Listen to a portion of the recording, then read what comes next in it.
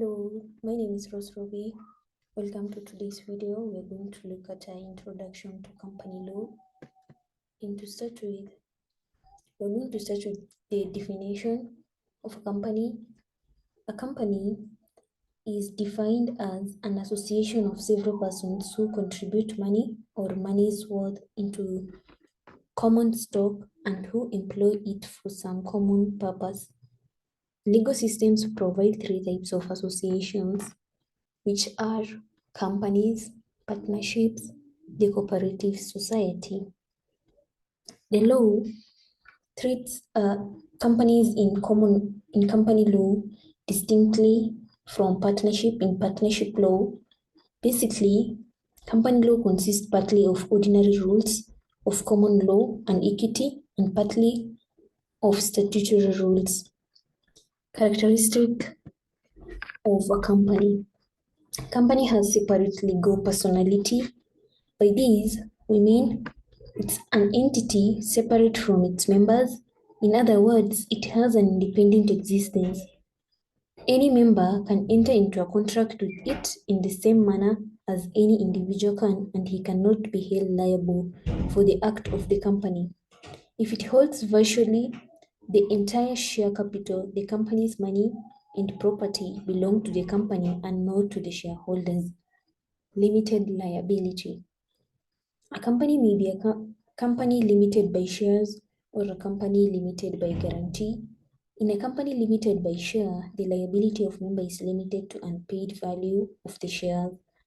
In a company limited by guarantee, the liability of member is limited to such amount as members may undertake to contribute to the asset of the company in the event of its being wound up.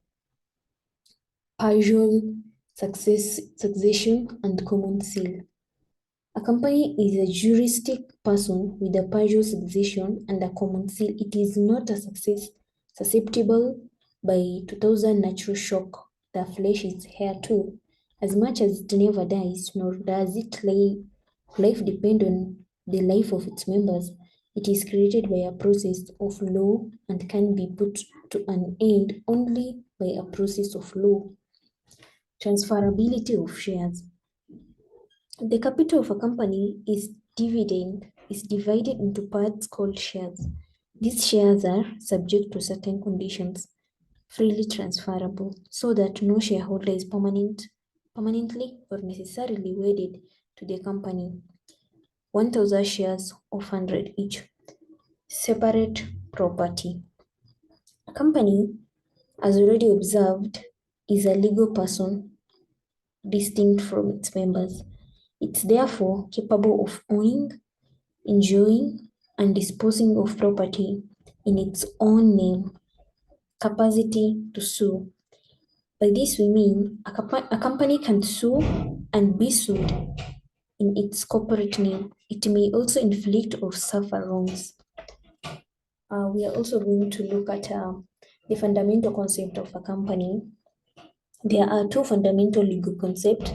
These are the concept of legal personality, by which company is treated in law as separate entity from the members, and the concept of limited liability. And to start with, principles of corporate personality and limited liability. A corporation or body corporate and a legal person is not always human.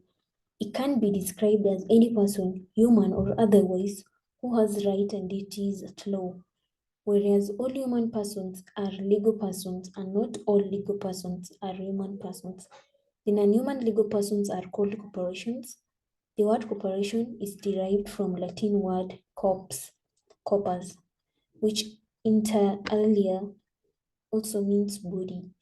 A corporation is therefore a legal person brought into existence by a process of law and not by natural birth. Owing to this artificial process, they are sometimes referred to as artificial persons, not fictional persons. The concept of limited liability. What is liability? Basically, liability means the extent to which a person can be made to account by law. he can be made to be accountable either to the full amount of his debt or also pay towards that debt only to a certain limit and not beyond it. In the context of a company law, liability may be limited either by share or by guarantee. Under Section 2A of Cap 486, in a company limited by shares, the member liability to contribute to the company's asset is limited to the amount of any paid on their shares. Under Section 2B of Company 486, in a company limited by a guarantee, the members undertake to contribute a certain amount to the asset of the company in the event of the company being wound up. And then it can be limited either by shares or by guarantees. As long as there is adequate asset, the company is liable to pay all its debt without any limitations of liability. If the assets are not adequate, then the company can only be wound up as a human being who fails to pay his debt. That's the end of our video.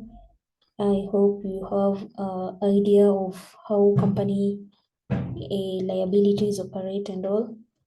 Thank you for listening.